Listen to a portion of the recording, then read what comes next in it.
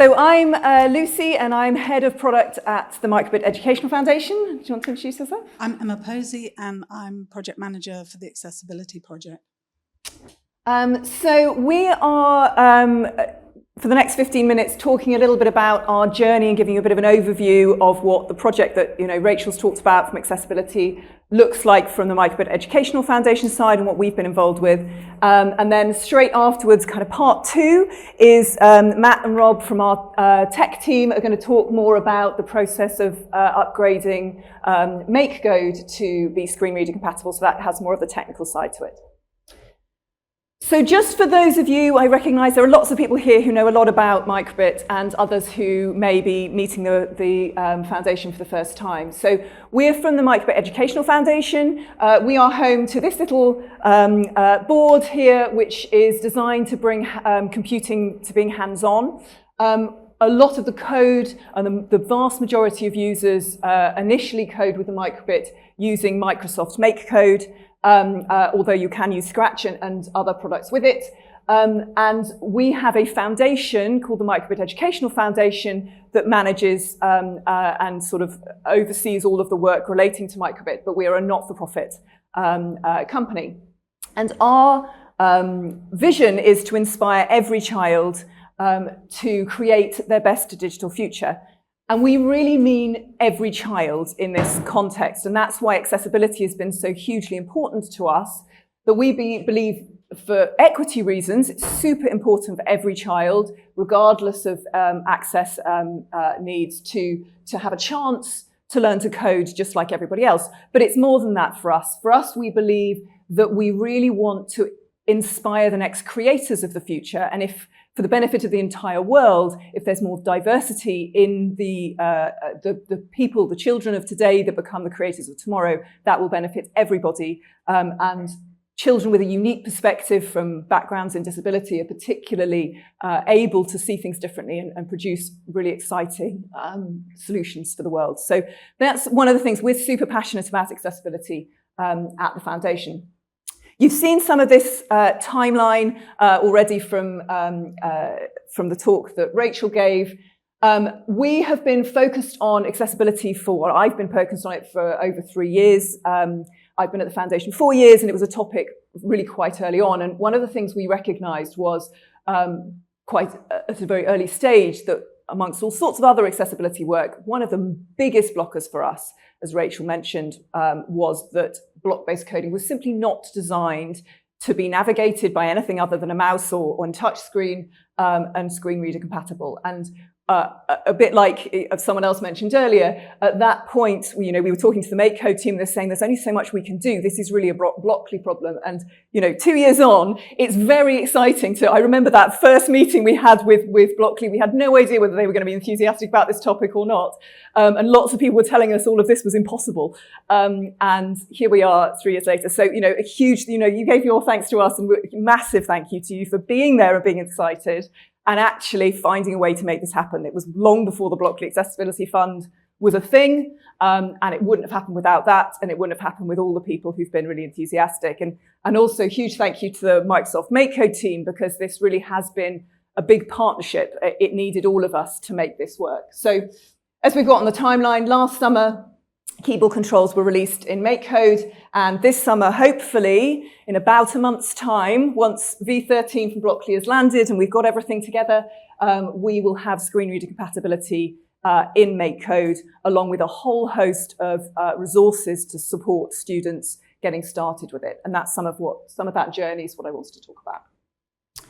So I've talked a little bit about Microsoft, Blockly, and the MakeCode Educational Foundation. I wanted to also say a huge thank you to Emma and to Matt and Rob. And I'm sorry this starts to sound like some sort of award speech, but not at the Oscars. But genuinely, this has been a huge team. We've got Tracy and Kirsty here as well, who've been part of the kind of wider team of contractors supporting us. We've talked to all of these companies, and probably many we haven't included. I know Steffic's here. I don't know whether Elisa is here from CS Access. She's been literally amazing. I think Gina Fugit might be here somewhere. Yes, on the front, who's been fantastic. Pauline Mass isn't here today, but she's been amazing. I'm going to forget some names of people, but it really has. The thing that's so exciting about this, the reason I wanted to raise this is not just to say, thank you, although that's really important.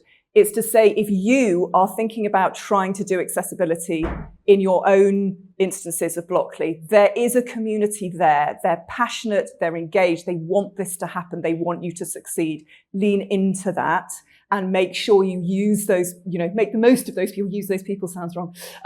But we have started out, and I have to say, my background is in user-centered design. This has been one of the most difficult user-centered design challenges because we genuinely had no idea what the right answer was when we started this. So we needed input from all of these experts. And Emma's done the most amazing job setting up panels of experts that we could talk to, teachers and other experts. But we also needed young people. And I'm used to being able to do some user testing here and there in a project, testing things out and that being enough. Yes, we've done that. We've gone out, we've done user testing in schools and with teachers, but we needed way more than that. We needed day-to-day input, and Emma's going to talk a bit more about that in a minute. The other thing we recognized really early on that I also want everyone to take away if you're thinking about developing it is that this isn't just about making the tool accessible. Students cannot, and teachers particularly, cannot just pick these tools up and run with them. You need the support around that, the infrastructure around that. What we really saw was important was to find ways to reduce the lift or reduce the effort for teachers.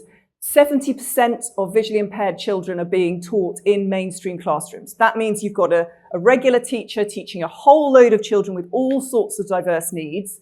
They do not have a lot of time to dig in and become an expert in screen readers and all of these things. We need to give them things that make it easy for them to pick up. And Emma's going to talk a little bit about some of the things, and you can see a lot of what we've produced around that also on our stand outside.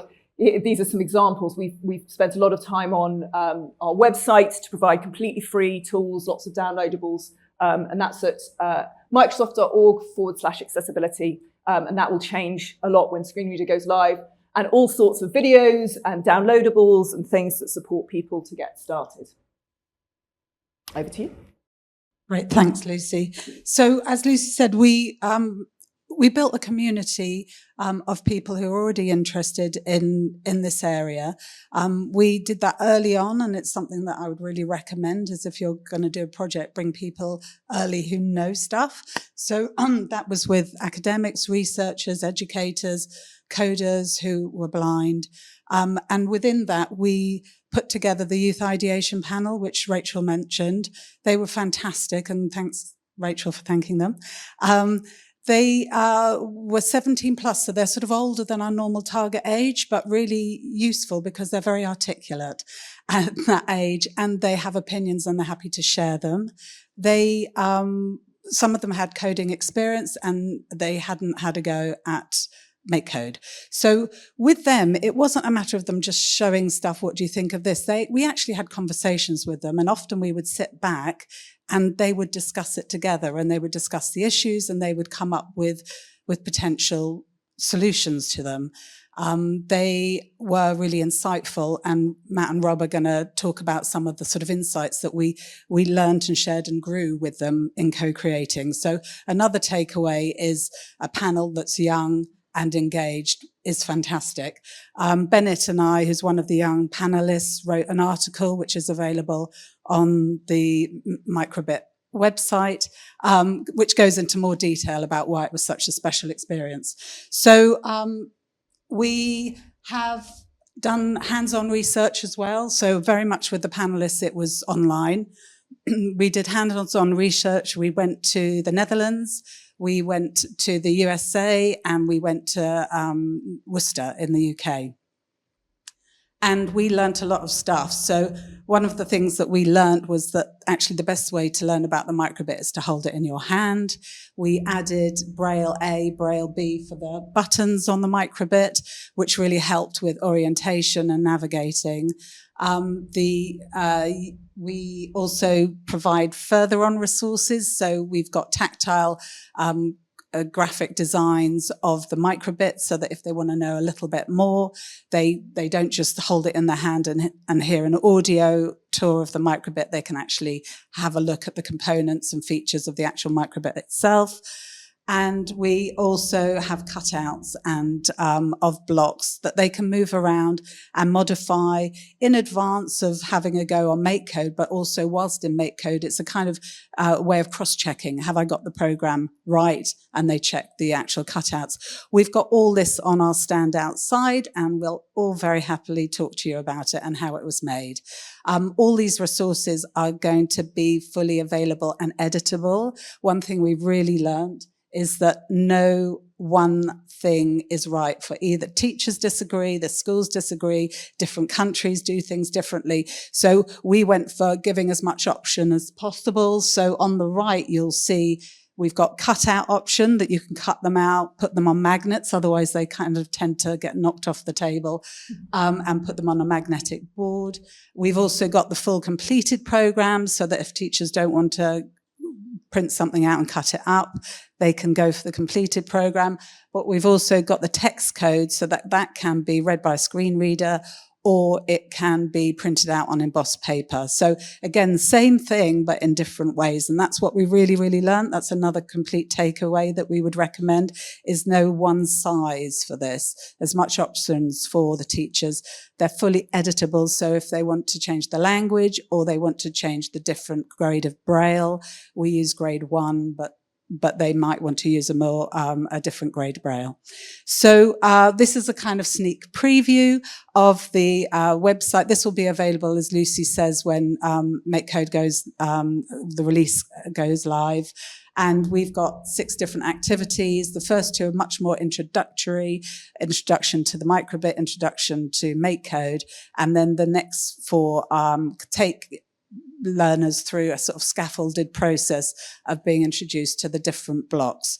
So again, we're hoping that gives people a real ground into making things on MakeCode.